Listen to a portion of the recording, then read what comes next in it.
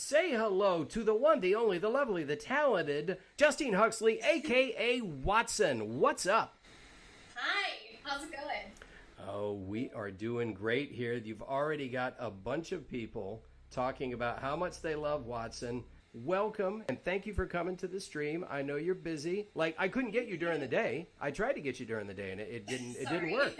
You got your auditions, you got your jobs, right? Yeah, that's right. Okay, how was today, by the way? Are you auditioning pretty well? You're auditioning a lot? It was good. Yeah, today was fun because, as you know, most of our auditions, I would say 99% of our auditions are from home, and today all of my auditions were out, which was really so fun. Yeah, which is so crazy. Not just one, but multiple auditions were in Burbank today, which was really nice. Offsite. Yeah, callbacks and first auditions, and yeah, it's so nice being directed by someone other than yourself. Yeah. I know sometimes when I'm auditioning from home, I can do it about 50 times and still not be happy with it. So it's nice to have someone just be like, okay, we're done. You're good. Bye. Yeah, you mean I can't do 7 more takes? Please let me do 7 more takes until I micromanage it. See, that's the thing for you folks at home. 99.9% of our auditions, as Justine said, happen at home. And when you record yourself at home, you don't have an engineer sort of directing you, giving you their input, and you just have to sort of be your own director.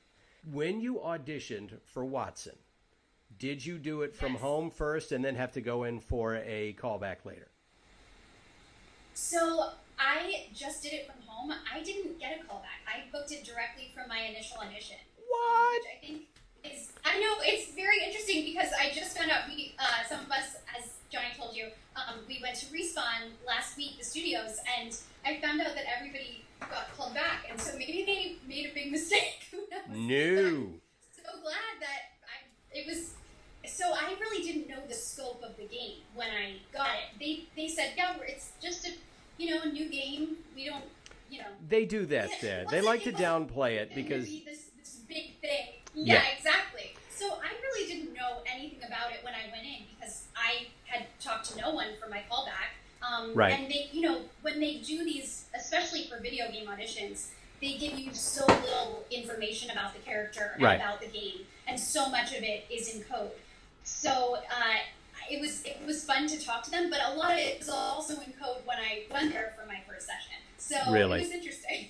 Yeah. See, that's the thing. Yeah, you are the only one to book it straight. Everybody else had to go to callbacks, including, I assume all the other ones did. Johnny did, I did, and like you, I had no idea. Bella did, and Nick did. Yeah. I had no clue. I've said this before. I had no idea of the universe this took place in. I didn't play Titanfall, which is sort of the universe before it, or the game before it. And then, next thing you know, you have a callback and then you're in. In your case, you're just in. So how does that feel? How does that feel to be in the middle of this whirlwind? Because this thing is huge. It's a really big game. I'm a little biased, obviously, but I think they told me at the last recording session they've had 65 million unique players. That's saying something. It's unbelievable. I've never been in a game this humongous before, and I've been in some great games, but I've been some supporting characters or characters that you might not recognize my voice. So it's so exciting to be a character that is so unique, is so different, is so special, and is a girl scientist. I love that. Now, have you learned a little bit more about Wattson's background? Definitely. Okay. But that didn't come until maybe the third session about her background. So it's definitely a learning process. Every time I go in, I find more and more out about Wattson, which is always fun. Yeah, see, they're doing that to me with Pathfinder. It's like, we still don't know who your creator is yet. It's like, you're just not going to tell me. Is it Wattson or Wattson's dad that designed the Kings Canyon? So, Wattson's dad designed Kings Canyon. Okay. Yeah. Okay.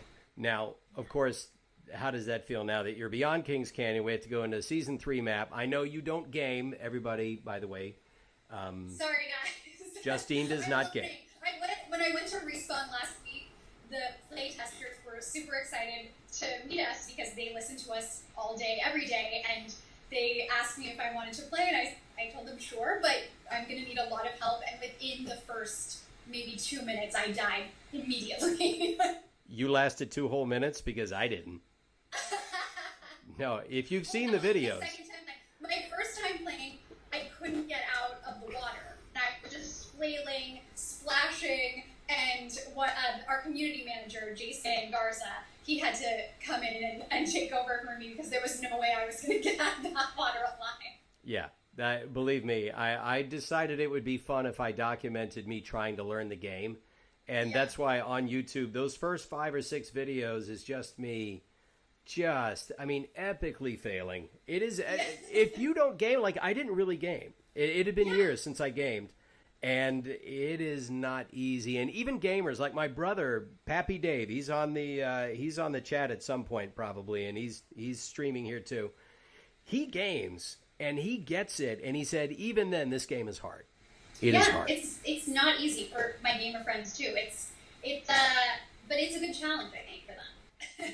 All right. Now, even though you don't game, you are active on the social medias, and you are, and we'll cover all that later. But yeah, if you guys can find Justine on Instagram and Twitter. Because Justine and I don't really know each other. I met her a couple of weeks ago for the first time in person. She was leaving a Wattson session.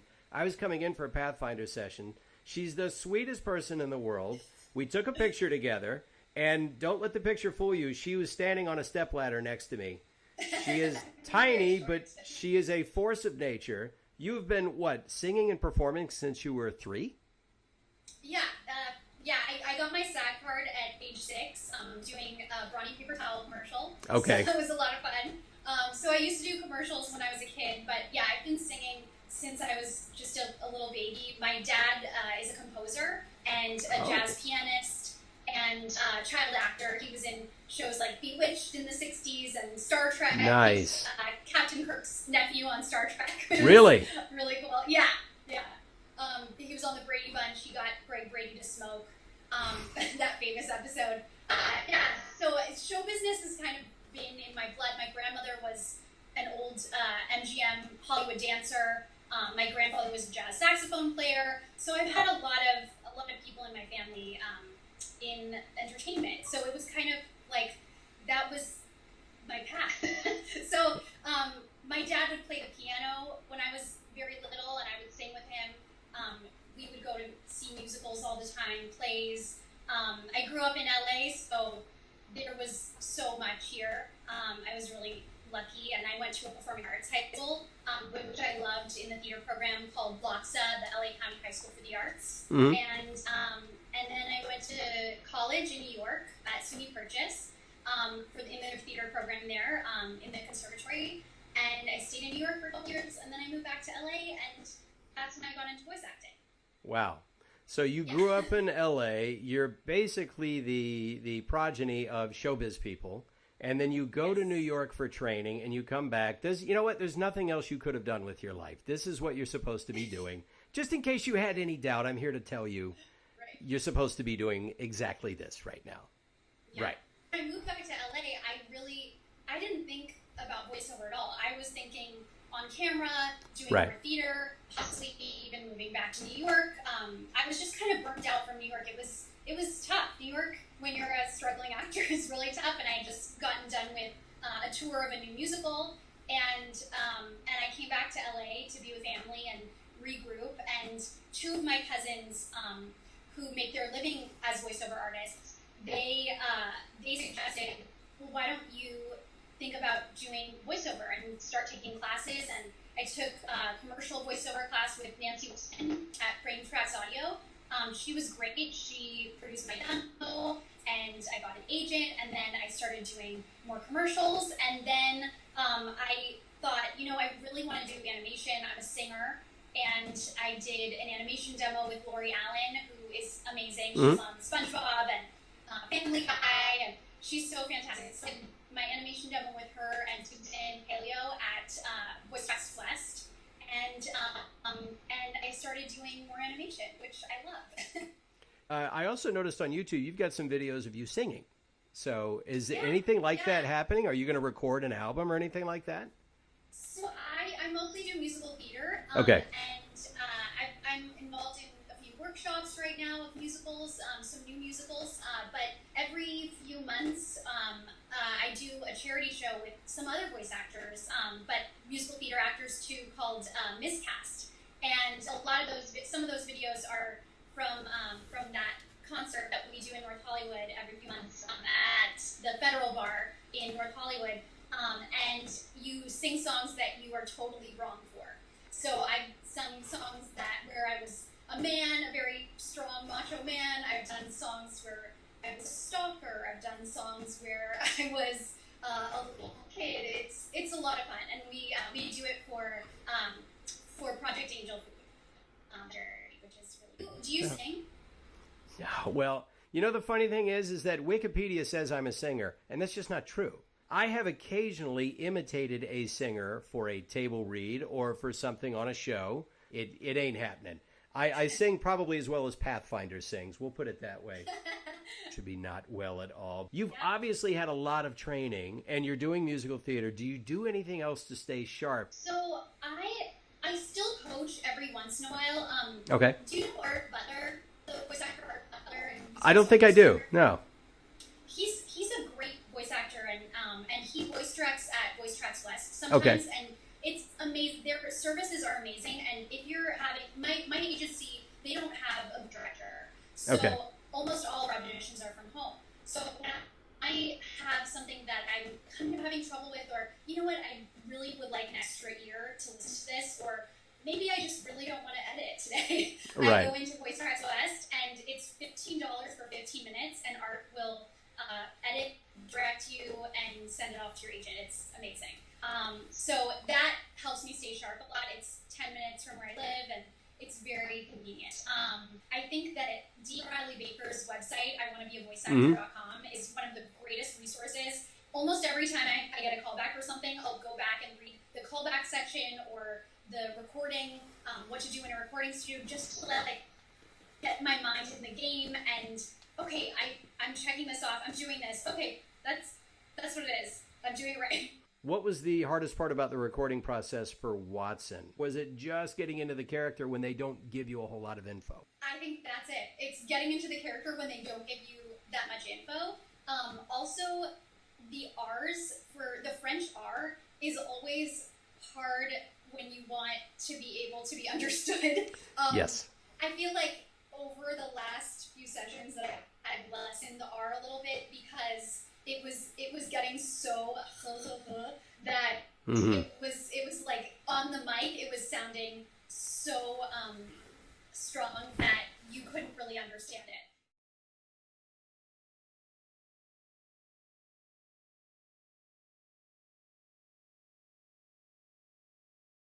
It's interesting. My initial audition, it was much more calm, much straighter of an audition, and it didn't have. I don't think it had as much of the brightness and humor. There was one line that I remember that had her, laughing at her own joke, and I feel like maybe that's why I got it, because I feel like that's the essence of Wattson, her laughing at her own electricity jokes. Right.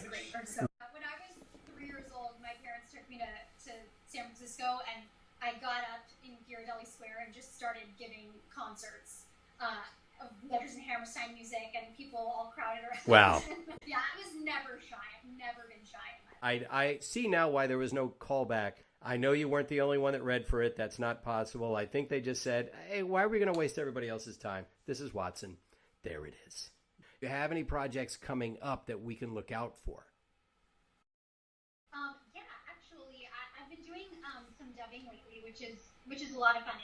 It's a totally different skill, and I think it's much harder than, I'm sure you have experienced this too. It's so much harder than doing animation or commercials or really any other type of voiceover, because it's creative, but it's also so technical. Yes. And you're constantly having to deal with time, deal with flaps of mouths, and also how the actor in the other language did the performance. So there's a live action film that's coming to Netflix.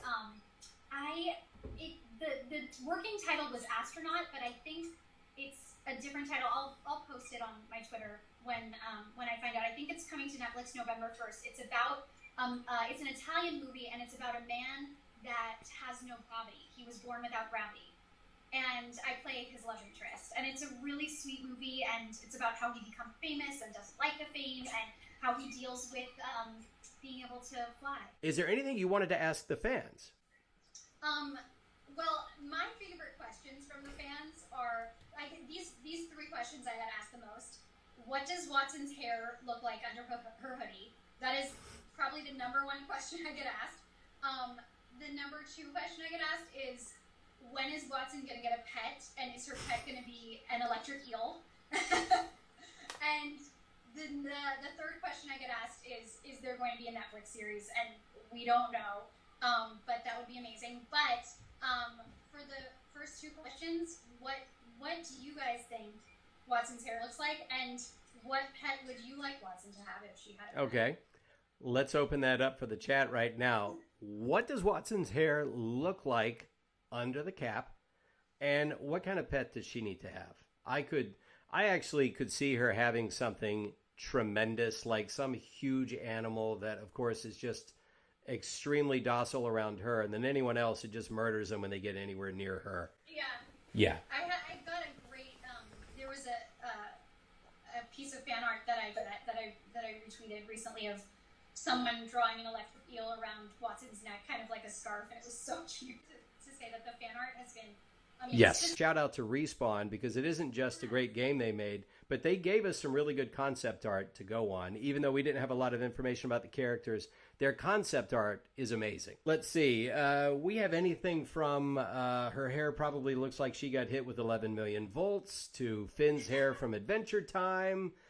Some people say you can see it in the animatic. I guess you probably could. And as far as pets go, yeah, Rottweiler, big dog. Let's see. Janissary says something weird and exotic that requires precise care, like a saltwater aquarium or a chameleon. You know what? Somebody send her some fan art on Twitter of Wattson without her cap, so you can see her hair, and give her a pet. So Wattson's been getting some amazing remix songs with her voice. One of my favorite songs that's come out is "You're in My Backyard Now." I love that one. And my line, "My light shines bright," and they just keep repeating that line. It's one of my favorites. My favorite is "I'm currently at the top of my game." Get it? That's Buzzer. Yeah, Wattson makes dad jokes like Pathfinder does. That we're gonna have to do a quick Wattson and Pathfinder back and forth before we let you go. But here's one, Justine. This person's name is Stevka. I was the Twitter guy who sent you the Fox Wattson fan art and asked you some questions. Hope you like the drawings, and I hope you remember. Love it. Yes. Let's see. Janissary wants to know what your favorite Wattson skin is. I'm going to have to say, because Halloween's coming up, I'm going to have to say the Halloween skin. Okay.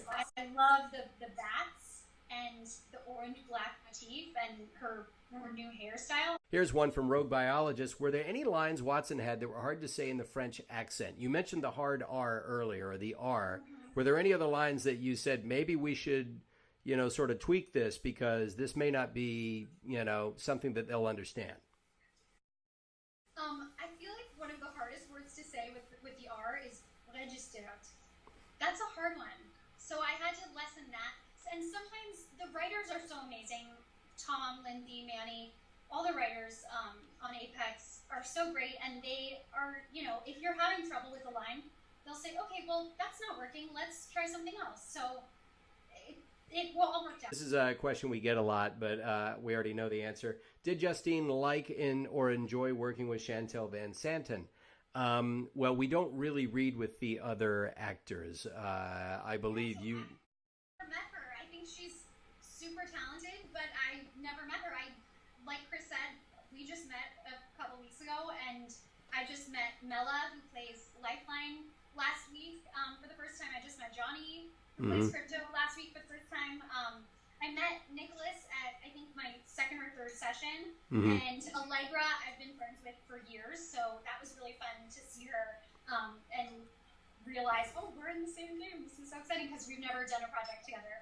So Yeah. that was nice.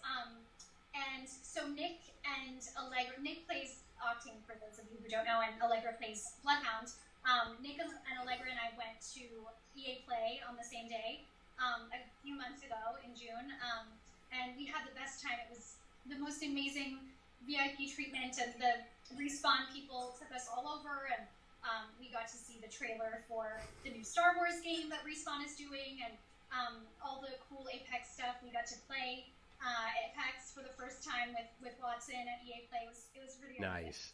Yeah, like I said, I unless I'm passing someone in the hallway over at the studio, yeah, and unless they start doing events where they invite us, maybe they will. Which I want to say to you guys, if there are events that you want us at least for me, can't speak for all the other legends, but tell those cons, whoever runs those cons, tell them that you want us. But yes, if you want to see Justine Huxley and you don't live in the greater Los Angeles area, then you're going to have to ask your local convention, hey, we would like to have Wattson show up, and so she can sign stuff and do the voice and take selfies. So that's how it works, ladies and gentlemen. Let's see. Janissary would like to know, have you seen Wattson's running animation? She cradles the gun to her chest, and it's adorable. So apparently Wattson is deathly skilled, but at the same time runs adorably with a gun to her chest. I love all of her animation.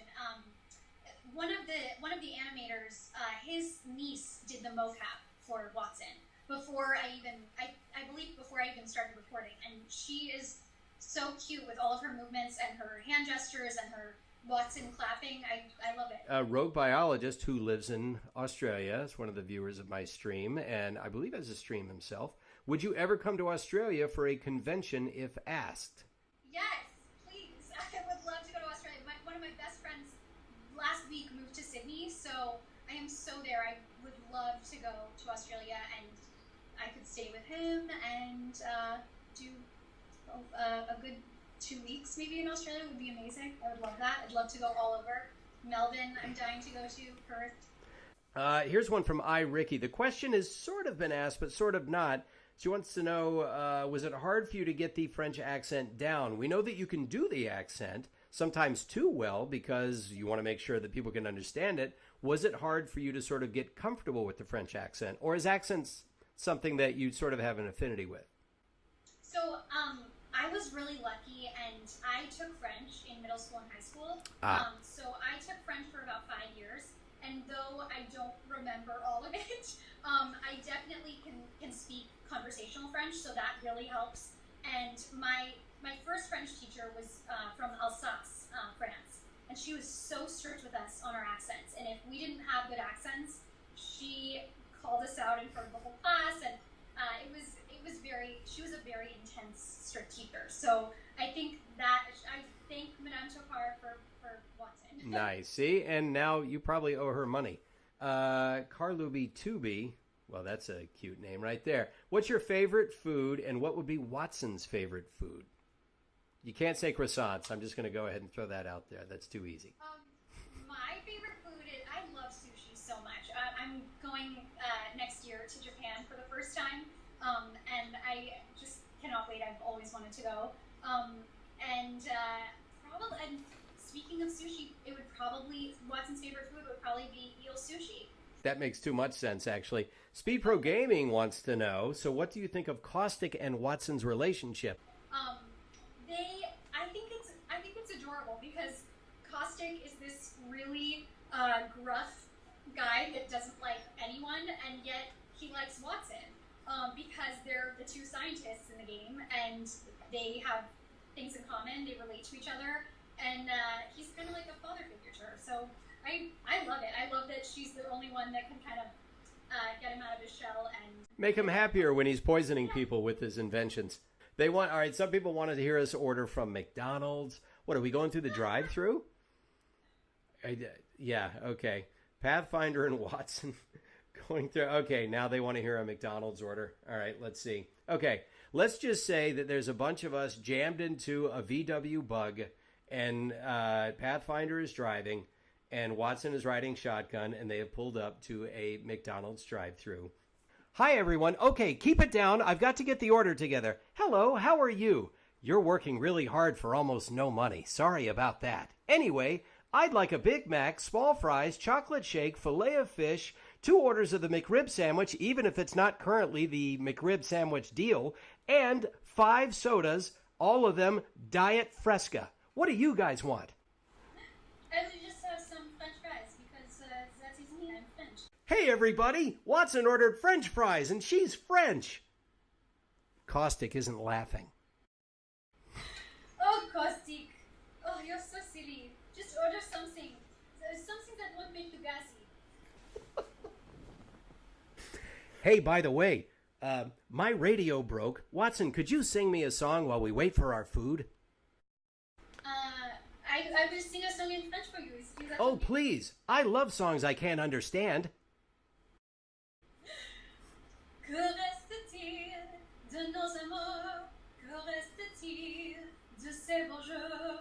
De tout cela, sans cesse. It's a little Chardonnay from the 60s for me. My circuits are all warm and fuzzy, and I don't know why. High five! That was awesome. Thank you. Justine Huxley, ladies and gentlemen, find her on Twitter at Justine Huxley. Find her on Instagram at Justine Huxley. Tell your local convention, by God, you want to see yourself some Wattson, okay? Tell her you want her at your convention, and man, she will show up and she will sign stuff. She will do selfies. She will do videos, all of those things. Anything else you want to share with us before we let you go, Justine? Thank you so much to all the fans. You guys are so awesome, and thank you for being so positive and kind and welcoming to the voice actors. I really appreciate it. Absolutely. Oh, Stevka, before he goes, and that was the person who did the fan art, wants to know, can Wattson and Pathfinder say happy birthday, Steven? So, happy birthday, Steven. Happy birthday, Steven. High five. Maybe I'll finally get one. Justine, you are, as advertised, lovely and amazing, and thank you so much for visiting us. Thank you so much. We will have you back soon.